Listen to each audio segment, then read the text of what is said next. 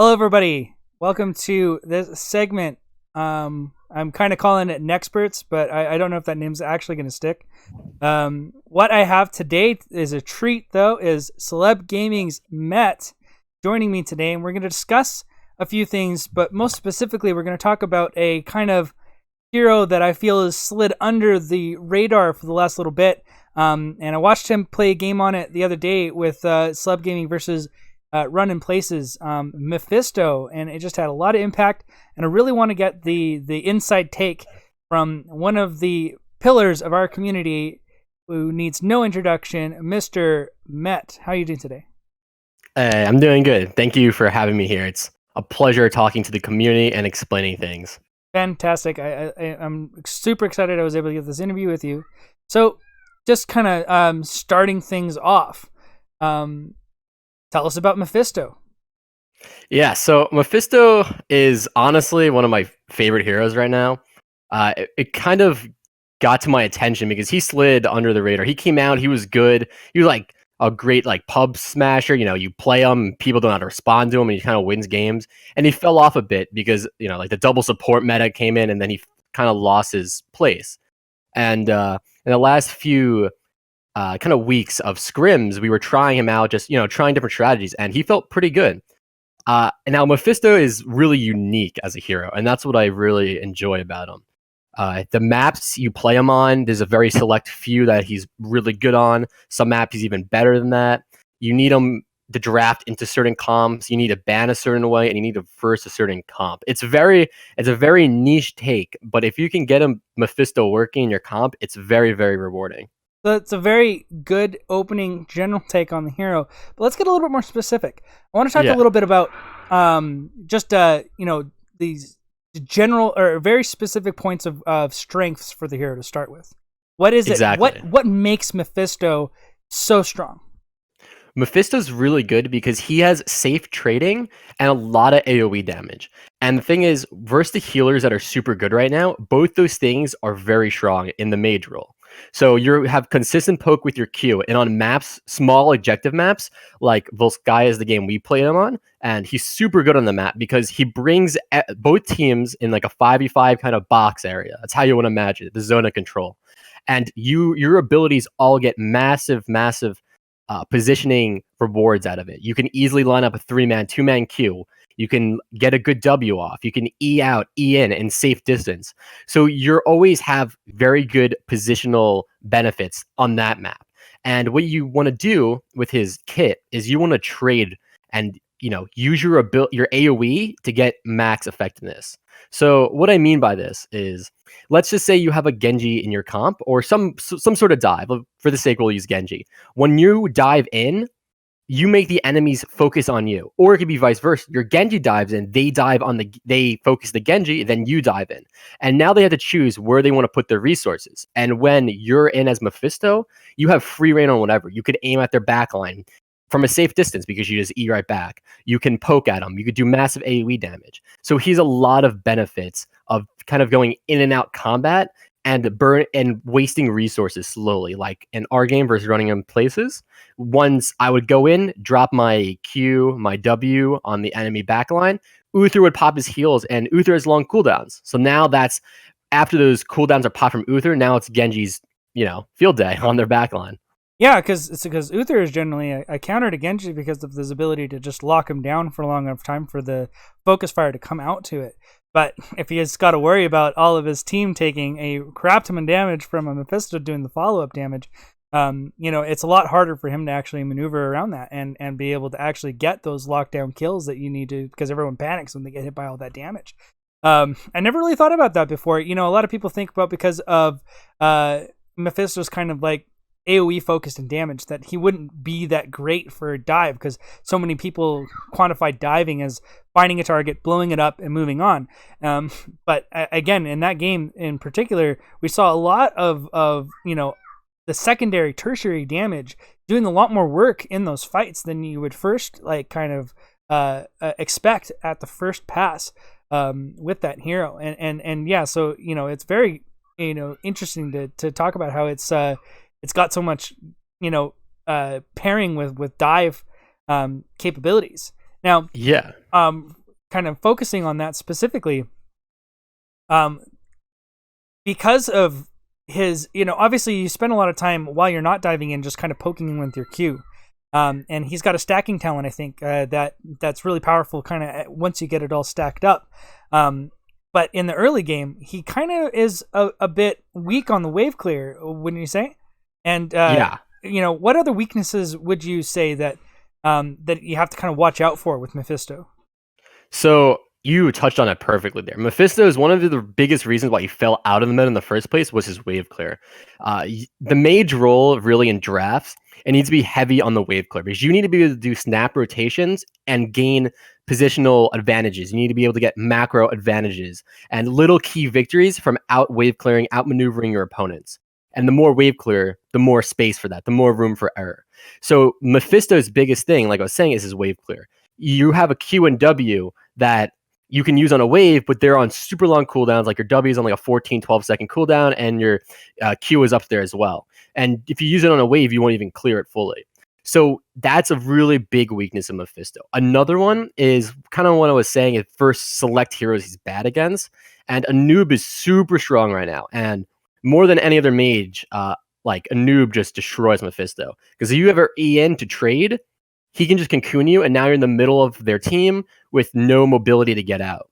And that no mobility is also, once again, another weakness of Mephisto because you can't run, you can't move. So your positioning has to be super key on it. If they have a lot of dive to get on you as Mephisto, you're not going to be really going anywhere. Would So, Mayev's containment disc work in a similar fashion?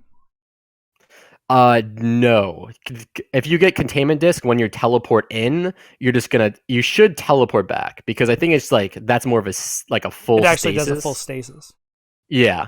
Yeah. So I'm pretty sure that would pull you all the way back. Because if you do things like if I teleport over the wall on Volskaya and I start channeling the objective, I would just get into the objective and not teleport back.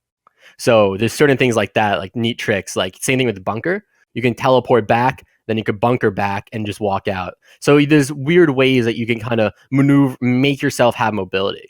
And so a lot of room for good players to shine on the hero too, as well. Would you say his skill ceiling is pretty high?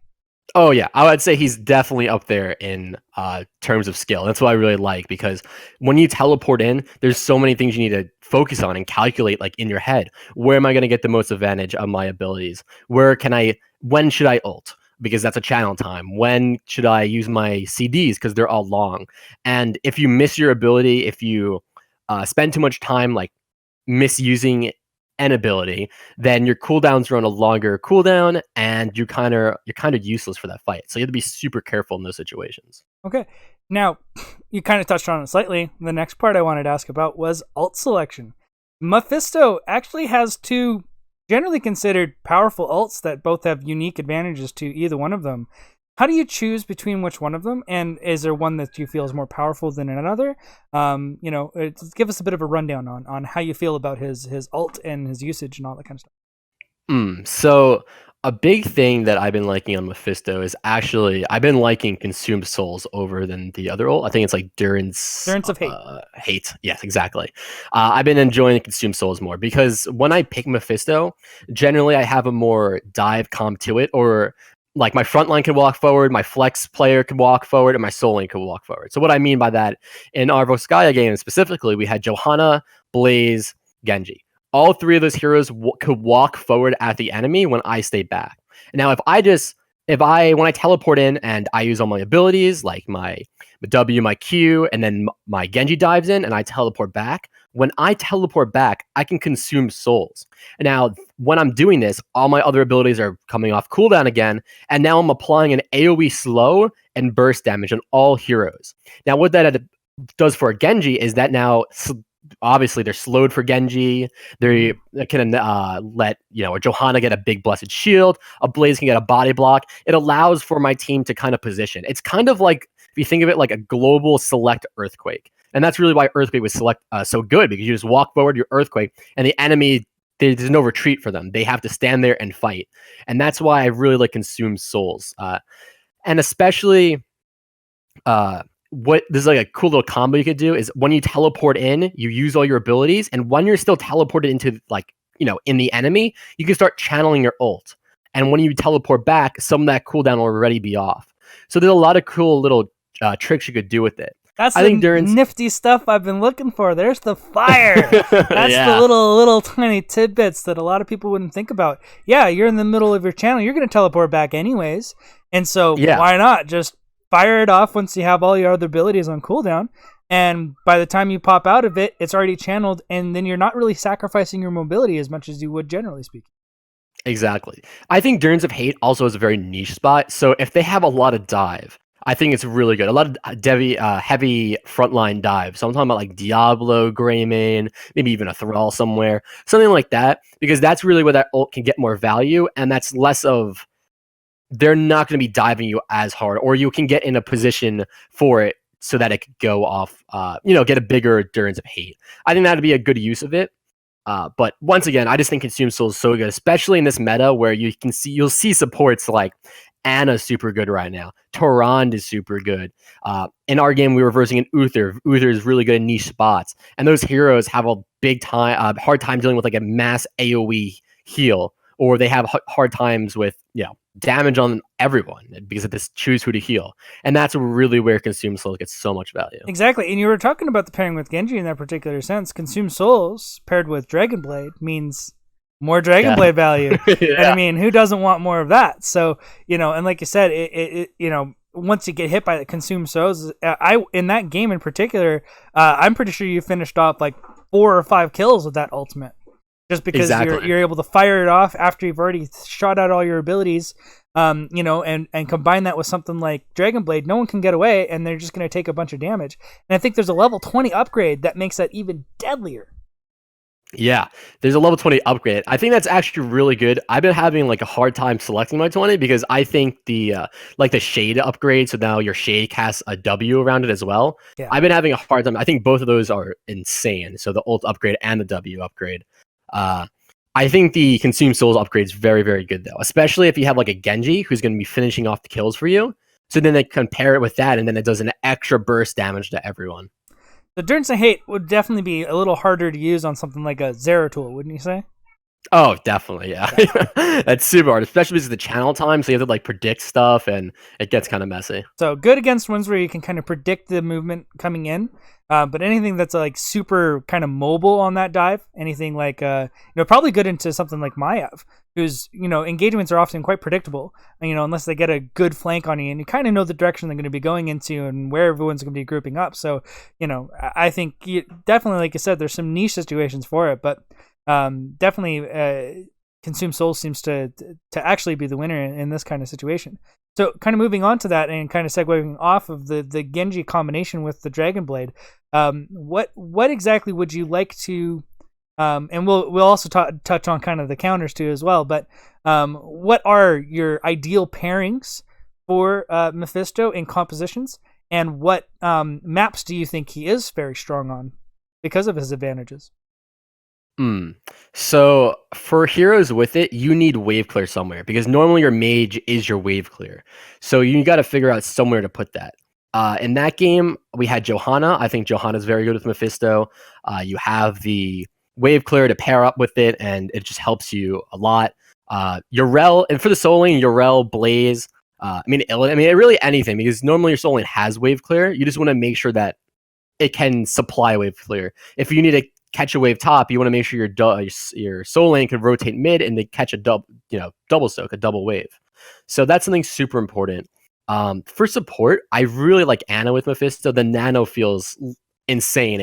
I actually, like, during that game, I called multiple times, like, we win this and we're fighting like a 2 or 3v5.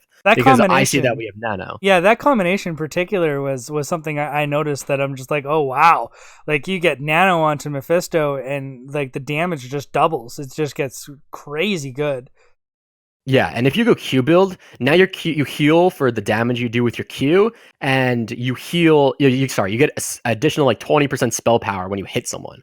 So now that's all proccing off the nano, and then if you consume souls with your nano, so you use all your combo once again, and then you consume souls while the nano's on you. Now all that damage goes to everyone, and it's like obviously a buffed ult. Awesome. What Yeah. maps do you think that you generally like to see? Just something a little more closer range where you don't have to be split a lot, anywhere that doesn't require like super heavy wave clear rotations, or is it just really anything that guarantees like grouped up fights for you? Yeah, so a lot of things where there's a kind of a grouped up fights. So less maps where you can worry a little bit less on the macro side and more on the team fighting. So objective based maps. There's a few in mind. So I think Volskaya is obviously one of his better maps. I think Alterac Pass is up there. We've been scrimming on that and been testing with it. It feels okay on that map. It's a little lackluster, but Decent you can delay, stall though, over the wall. right? Yeah. Exactly. Yeah. So you can stall over the wall, and I think it's pretty good. The only thing about that is you tend to stack it less compared to like Volskaya if you go Q build because the enemies can kind of just avoid you.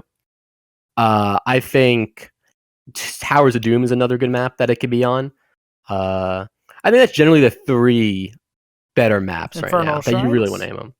Infernal Shrine's iffy because it's good fighting areas. The problem is your shrine clear is very, very low compared to like Jaina. If you had a Jaina on that map, Jaina can do camps better than Mephisto, which is a big part of Infernal. It has better shrine clear and has generally the same damage.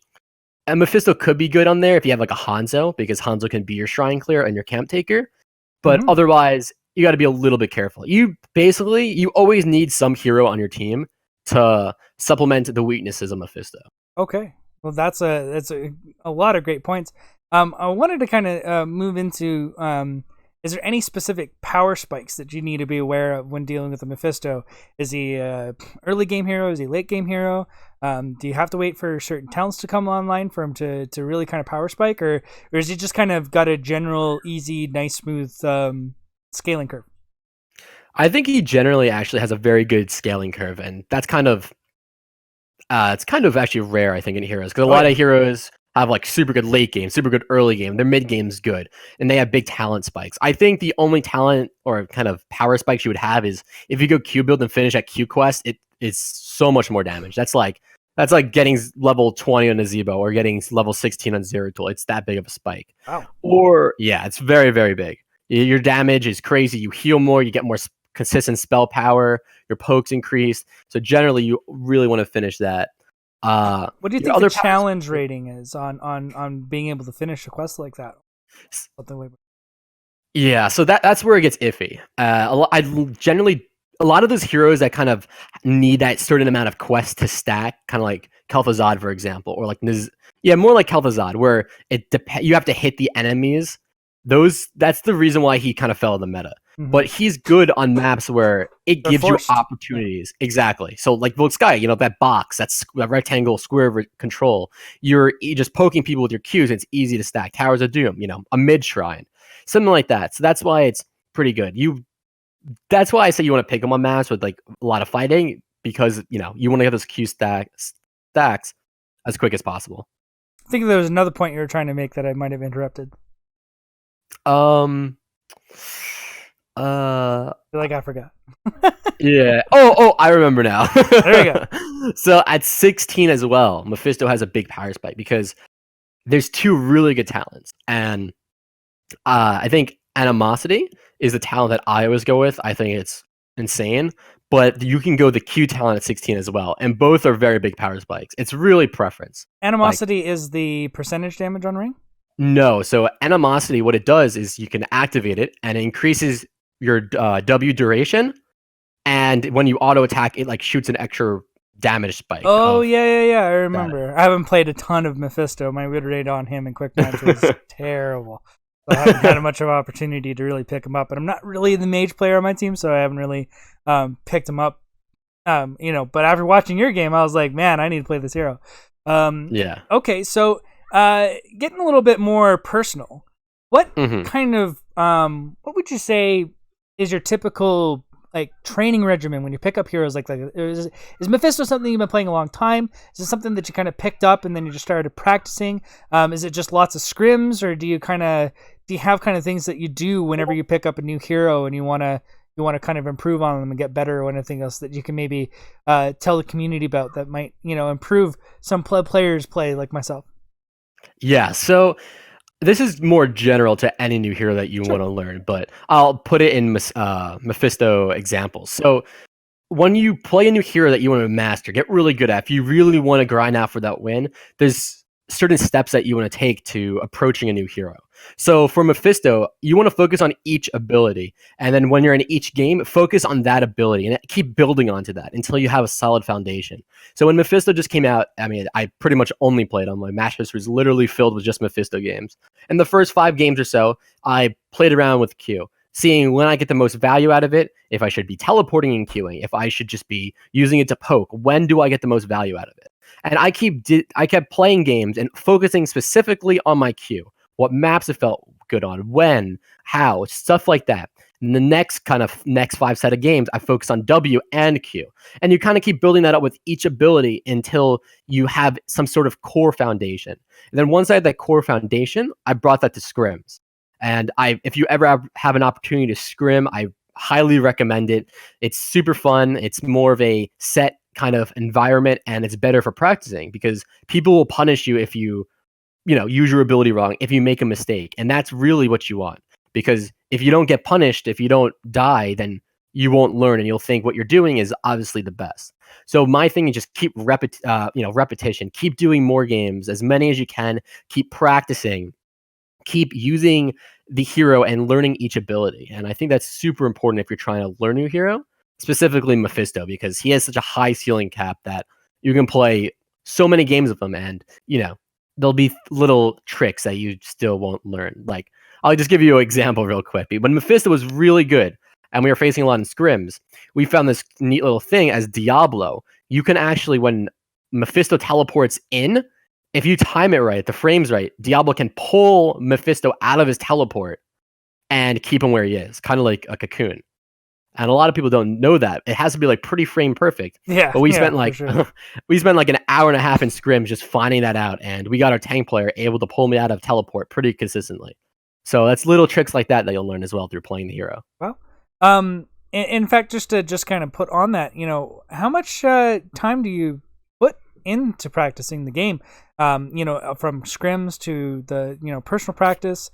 Give us an idea of how much work it does take to get to the level that you play. Yeah, so it does take a lot, I'll be honest with you, because I think the best way to learn is through just playing the game surely, because eventually you'll gain information, you'll watch better people play that's in games with you, and you'll learn from that. I think right now we have a large block open for scrims during the week, and we kind of see what we get during it.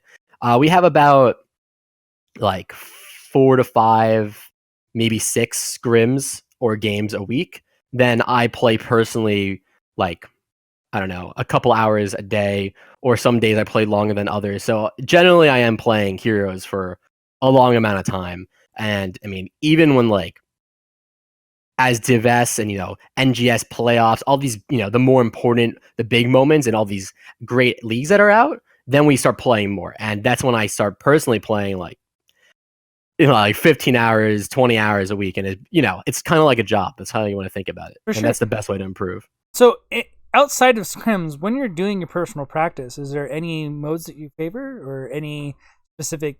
Do you go into customs and like train out like abilities, or what would you say you kind of like prefer to do in this situation? So I personally always prefer ranked, and specifically I like doing team league. Team league's like the new hero league right now. It's quick queues. I like it generally better. You can pick your hero when you want, so then you could figure out maybe I should hold Mephisto to 4th pick or 5th pick instead of first picking. Yeah. It's more team coordinating. So I generally think play team league. That's where you'll see me on. I'll be playing it a lot. For certain heroes, you kind of want to go customs. Like when I was trying to learn Hanzo, because that hero is insanely hard, I put like a couple hours each day just in a custom match, practicing angles and seeing, kind of like doing it blindly and practicing stuff like that. So it really depends on the hero. That's a cool little tip there. I've also had that. A few high level players like yourself mentioned that on certain heroes in particular, going in there and just kind of training out the timings of your abilities, your auto attacks, how they interact, kind of angles, positions where you can get good vision on. Hanzo is a really good example of that. Will definitely improve your play. You still need to test it against real people, because if you don't do that, you'll never see what their interactions are against you, and you don't get the variety of different heroes that you play against and stuff like that. So all very, very good information. I really appreciate you kind of coming out here and kind of breaking down who Met is, at least as far as inside Heroes of the Storm. I think that we've covered pretty much everything we needed to get to in this interview today. I'd definitely love to have you back on for another kind of in-depth dive into another hero of another kind, or any other type of topic that you'd like to get to. If there's anything else you'd like to add before we kind of wrap this up, floor is yours. Thank you. Well, I really do love this, and I love interacting with the community anyway. So it's a pleasure to be here and explaining, Mephisto as a whole, and kind of going in depth and weaknesses, practicing. I love going in depth in these topics. It's honestly, the pleasure is mine. No, we'll all benefit from this, and so we very much appreciate. Well, thank you, Matt. I appreciate you coming on today. We'll definitely see you again, and you have a great night, man. You too.